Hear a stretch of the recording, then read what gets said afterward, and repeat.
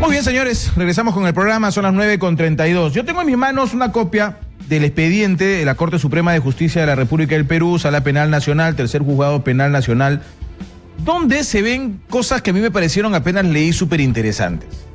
Porque en algún momento intentaron decir, oigan, realmente pues Sendero Luminoso no tiene nada que ver con este Movadef, no hay nada, hombre, ¿cómo van a...? Está bien que tengan el pensamiento Gonzalo, pero directamente no son el brazo.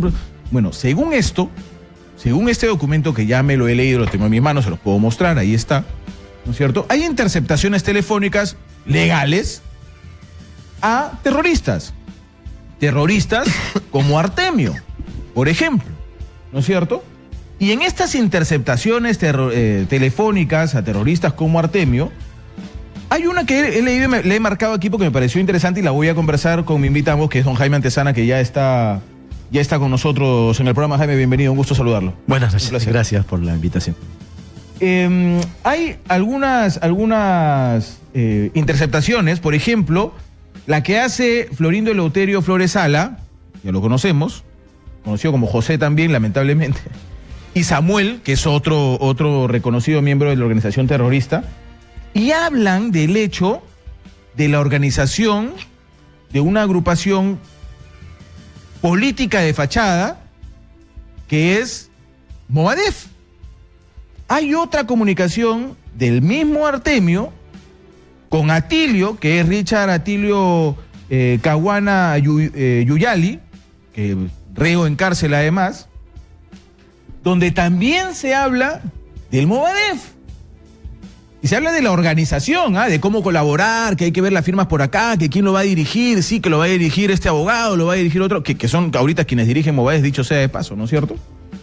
Hay otra del propio Alfredo Crespo, con Manuel, que es Manuel Augusto Fajardo Cabrero, donde se habla del Movadef. Es que estoy leyéndoles varias interceptaciones telefónicas que se ha hecho legales, con orden del juez, donde se hablan de organizar este partido, se ha establecido que el movimiento pro amnistía creado por el autodenominado Partido Comunista del Perú, Sendero Luminoso, es el movimiento por amnistía y derechos fundamentales Movadef, que cumple la función de organismo de frente único de este grupo armado. ¿Quién lo dice? No lo digo yo, lo dice los especialistas en este proceso legal.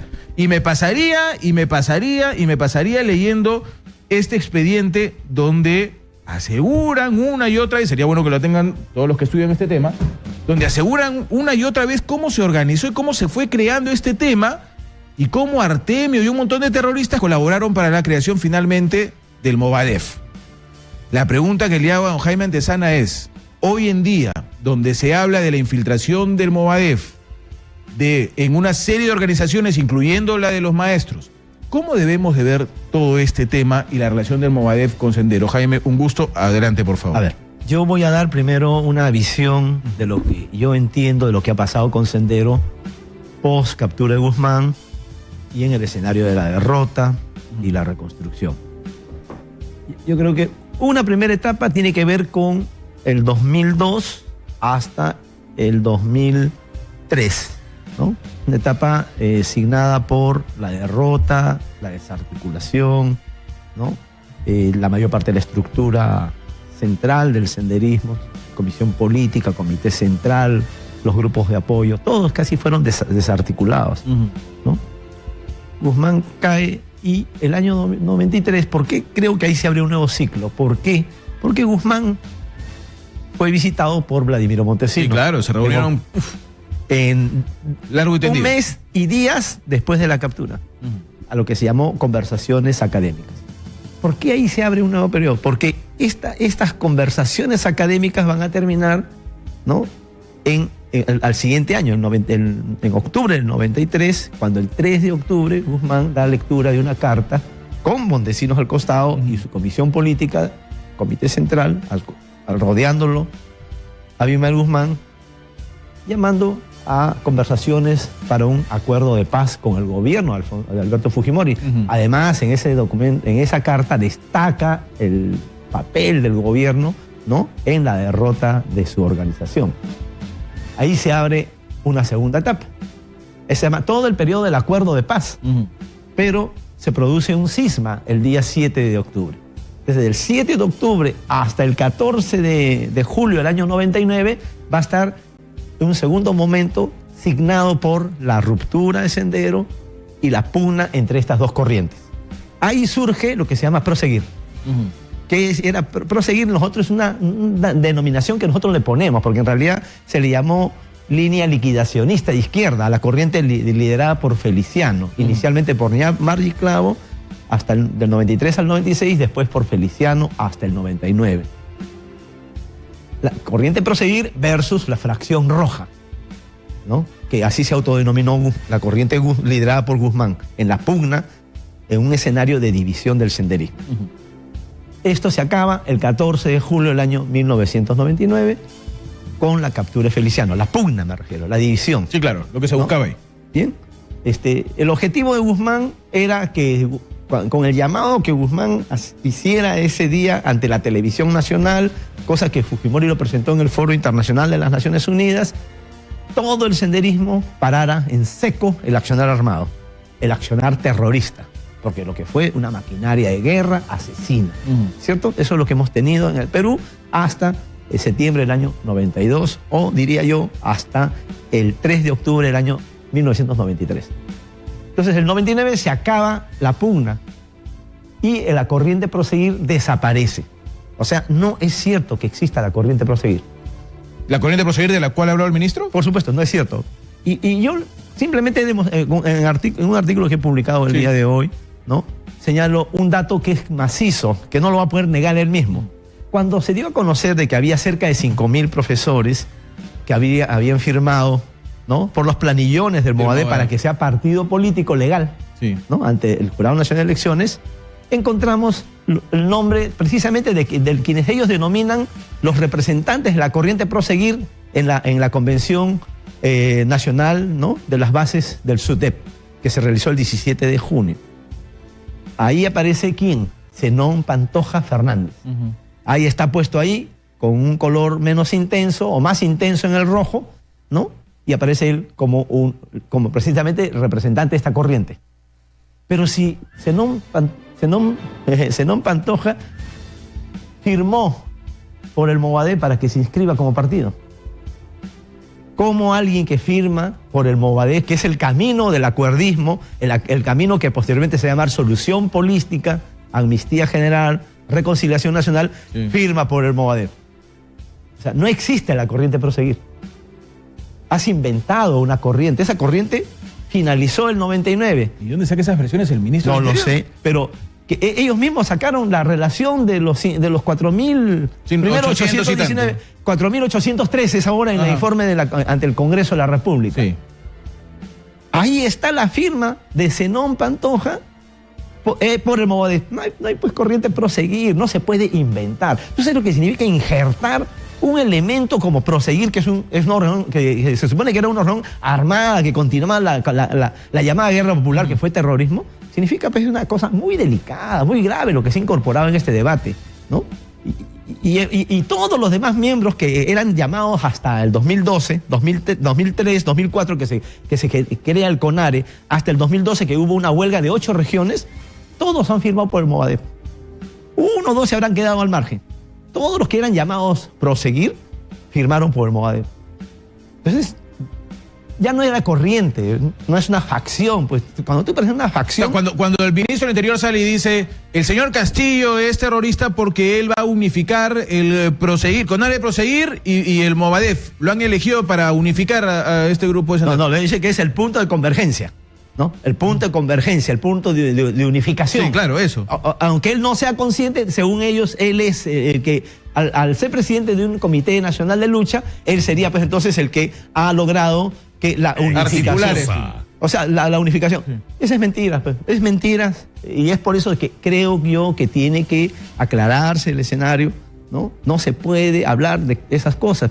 Yo en otro artículo que publiqué también señalé de que el Ministerio del Interior, a la emboscada que hubo en Comumpiari, Santa Rosa, el mes de marzo, y donde fueron abatidos 3 policías, y que todo el mundo lo llama narcoterroristas, terroristas o simplemente senderistas, el ministerio evacuó un comunicado señalando que quienes habían emboscado a ese convoy policial eran narcotraficantes. O sea, habían pasado ya de denominarlos narcoterroristas, que es lo habitual, ¿no? O terroristas o senderistas, a llamarlos narcotraficantes. Se volvió a repetir en el segundo comunicado, que fue el 31 de mayo o el 1 de junio, donde hay otra emboscada, donde en Luricocha, Huanta. ¿Y cómo lo llamaron? Pero mueren dos. Donde mueren dos policías. Oficiales. Sí, con balas acá en la cabeza. Sí, claro. Porque son francotiradores, ¿no? No es una acción guerrillera propiamente dicho, es un ataque de hostigamiento, ¿no? De francotiradores que les disparan a la cabeza. Que no es lo que dice el informe de inteligencia, porque yo lo he leído. Bueno, pero sí hay balazos en la cabeza. Sí, claro, no, hay remates en la cabeza. O sea, hay remates, claro. Claro, hay disparos cerca. Así es. Que los especialistas, por lo menos hasta donde me han informado, no es una acción natural de los narcotraficantes. Los narcotraficantes van, pum, te dan vuelta mira, y ya estás. El Ministerio del Interior los llamó narcotraficantes, ¿no? Ocurrió después en julio, ¿no?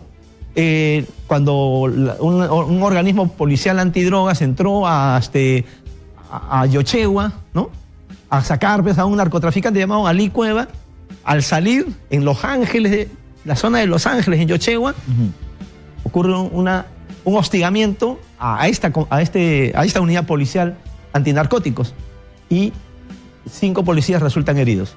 Igual les llamaron narcotraficantes. ¿Y quiénes fueron? En los 3 casos fueron las columnas armadas de los hermanos Quispe Palomino. Las columnas armadas. Que ahora el ministro les llama terroristas. Y que de pronto, mira, en cuestión de semanas, ahora pasa a llamarlos proseguir. O sea, entonces hay que ser coherentes. Sí, es cierto. No, por lo menos en este caso. Sí, claro, cuando hay muchas cosas que se están diciendo. El resto, los medios de comunicación se alinearon inmediatamente al discurso oficial. Todos decían narcotraficantes. Entonces yo dije, estoy en lo correcto, porque desde hace 8 años yo estoy que llamo a los hermanos Quispe Palomino un clan. Sí, ¿no? Sí, me consta. Hemos tenido una firma del diferencias. Sí, me consta. Permítame un instante, por favor, don Jaime Antezana, un paréntesis, porque tengo en línea también al doctor Marcos Ibaceta, que conoce también de estos temas, y voy a pedirle su opinión con respecto a lo que está sucediendo aquí, a este tema del Movadef, con relación a lo que ha dicho el ministro y cómo se están moviendo las cosas. Doctor Ibaceta, como siempre, es un gusto saludarlo. Buenas noches. ¿Cómo está, José? Buenas noches. Buenas noches. ¿Qué piensa de todo esto, doctor Ibaceta, de cómo ha reaccionado el Ejecutivo con relación al Movadef, a la marcha de los profesores, a lo que ha ido a decir el ministro del Interior al Congreso? Bueno, la nueva estrategia de Sendero era conocida desde hace muchísimo tiempo. Del inicio de su guerra ideológica, política, de la guerra sin armas y de más o menos ya desaparecer el logotipo de Sendero Luminoso por nuevos órganos de fachada para entrar a competir en procesos electorales, aunque no fueran reconocidos oficialmente, pero con un nivel de infiltración muy grande, ¿no? Es decir, tenían el partido, la ideología y los famosos frentes, y los frentes se forjan infiltrándolos, primero de la base social y después los gremios para las movilizaciones sociales y la organización de colectivos que organizan marcha de protesta, que encabecen las reivindicaciones sociales, de modo que los reclamos sociales, siendo legítimos, si ellos los podían conducir, se generaban acciones de violencia, pero que ya tenían una base de poder muy, muy grande frente a una democracia formal, porque ellos están apuntando a lo que llaman democracia directa. Si eso se sabía, el Estado había debilitado sus órganos sus aparatos de seguridad. Por lo tanto, no había capacidad de respuesta por parte del Estado, y las organizaciones políticas, los partidos políticos, bueno, se han dormido en sus laureles, y ni se produjo una readecuación del marco normativo, y se les dejó el camino libre. Entonces ahora estamos pagando las consecuencias. Yo creo que el ministro del Interior ha cometido ahí un desliz, ¿no? Porque si no tengo cómo reprimir a los que aparecen como adherentes o integrantes de los organismos de fachada como frente de Sendero Luminoso, pues no debía haberlo puesto como un parapeto para atacar la paralización de los maestros, sino simplemente que el Ejecutivo debió enfrentar esto como un movimiento gremial de reivindicaciones gremiales y hacerse de la vista gorda, porque primero eso se ha tenido que trabajar con los aparatos de seguridad, la modificación normativa, y solamente es indicarles cuando se tienen todos los elementos probatorios a través de las investigaciones pertinentes, como ese dicho, no detengas para investigar, sino investiga para detener cuando ya los tienes centrados. Ahora, yo quiero hacerle una pregunta, doctor, por su experiencia de juez además, ¿no es cierto? Sí. Se está diciendo mucho que estamos hablando del Movadef si el Movadef es legal, ¿no es cierto? ¿Por qué reclamamos tanto de quienes participan en el Movadef si el Movadef es una organización, no podrá ser un organismo político, pero no es un delito formar parte del Movadef? Yo le pregunto como juez, como un juez con experiencia en estos temas, a quien ha dirigido estos temas. ¿Por qué estamos involucrados en esto? ¿Por qué es tan complicado para la justicia peruana determinar que el Movadef realmente es un brazo político de Sendero Luminoso, que debería ser un delito formar parte de una organización como esta? ¿Por qué no podemos reconocer en juicios como el que lleva el tercer juzgado? Y yo acabo de leer algunas de las interceptaciones telefónicas, y en este mismo expediente hay declaraciones de terroristas arrepentidos que dicen, sí, pues el Movadef nos lo pidieron, ¿no? Abimael Guzmán sabe del Movadef, y es más, estaba a la cabeza del Movadef, y tales terroristas están a la cabeza del Movadef, y Artemio metido en el Movadef. ¿Por qué por qué es tan complicado para la justicia, doctor Ibaceta, reconocer que es un delito formar parte del Movadef porque es parte de Sendero? Por una simple razón, José.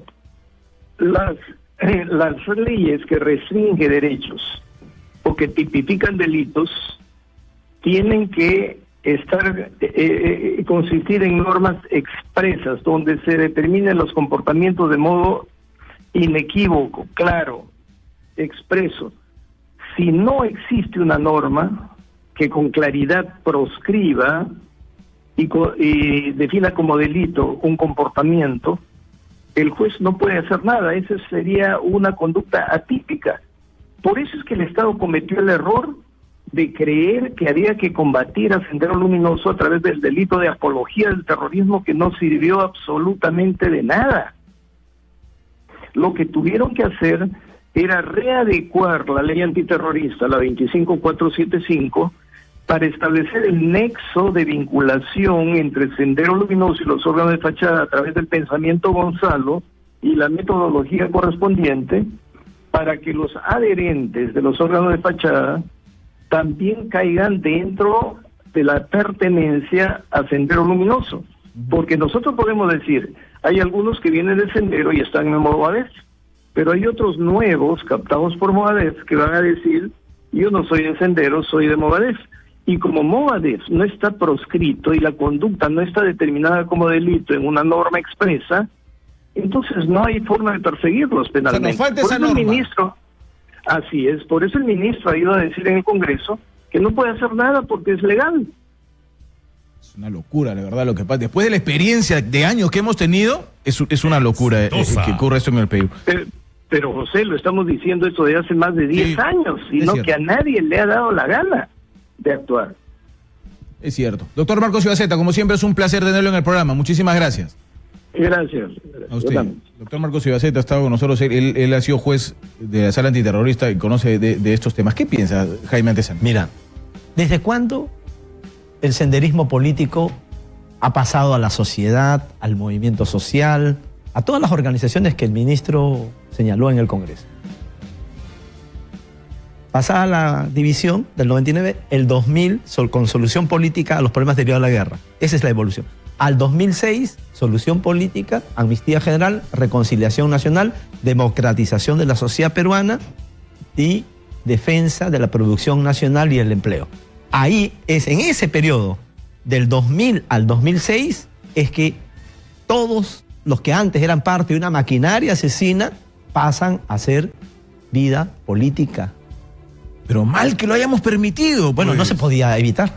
¿Cómo haces a evitar? Si ya no están con armas. Ya no, lo que he dicho, ya no están cometiendo delitos. ya no están poniendo Pero ya coches los bomba. cometieron y formaron parte del grupo genocida más peligroso del país. La mayoría que cometió delitos, o sea, acciones terroristas, estuvo en la cárcel. Pero el que más de colaboró 2000. tiene tanta culpa como el que estuvo empuñando un arma. Pero para eso tienes que demostrar. ¿Cómo lo demuestras? Bien, entonces, pero lo importante es conocer esta evolución. Del 2000 al 2006 es solución política, amnistía general, reconciliación nacional, democratización de la sociedad peruana, que no son planteamientos terroristas. Eso hay que ser absolutamente claro. Ya hubo debate sobre este tema, ¿no? Del 2006 al 2009, ahí viene la etapa que yo llamo de la participación política en las elecciones. Yo vine acá, no sé a este programa, pero vine y con documentos del Comité Central del Partido Comunista del Perú, Sendero Luminoso, yo demostré de que la creación del Movadep fue una decisión del Comité Central del Partido Comunista del Perú. Claro que sí. O sea, eso fue el 2010, el 2011, cuando se creó el Movadep, que el 2009 se creó en diciembre del 2009, se creó en Ayacucho el Movadep. Vine, dije, entran a una nueva etapa, van a participar en las elecciones. Y es por eso que se crea el Movadep en diciembre del 2009. Entonces, ahí estamos ya en otro terreno. ¿Cómo puedes decir que quienes firmaron los planillones de Movadep son terroristas? No puedes. No, eso no es una prueba. Eso no, pero ninguno puede ser terrorista. Así hayas pertenecido o haya purgado condeno, ya no son terroristas. O sea, en el Perú técnicamente no hay terrorismo ya. Tú no puedes seguir diciéndole terroristas porque el terrorismo es un método. No es una forma de ser. ¿Entiendes? Tú no puedes ser terrorista cuando ya no aplicas el método del terror. Okay. Esa es una de las cosas que en el país tiene que entender. Entonces, ¿cuántos años estamos que el Sendero Luminoso, con sus organismos autogenerados, volvieron a la vía política? Legal, en la sociedad. Estamos desde el año 2004, más o menos yo calculo que fue el año 2004-2005, cuando ocurrió una quema del gobierno regional en Ayacucho. Para mí, yo dije, este es el inicio, ¿no? Porque ellos tenían que ajustar las tuercas de su organización después de la división, después de las pugnas que tuvieron que ensamblar mejor su organización, adaptarlo a las nuevas circunstancias, ¿no? Y estamos entonces, ¿cuánto? Del 2004, ¿no? Hasta 2017, 13 años. Y seguimos dando vueltas en el mismo problema. Mira, y se han dado el esfuerzo de intentar inscribir el Movadep, incluso con marxismo, leninismo, maoísmo, pensamiento de Gonzalo. Y por esa razón es que fue denegado.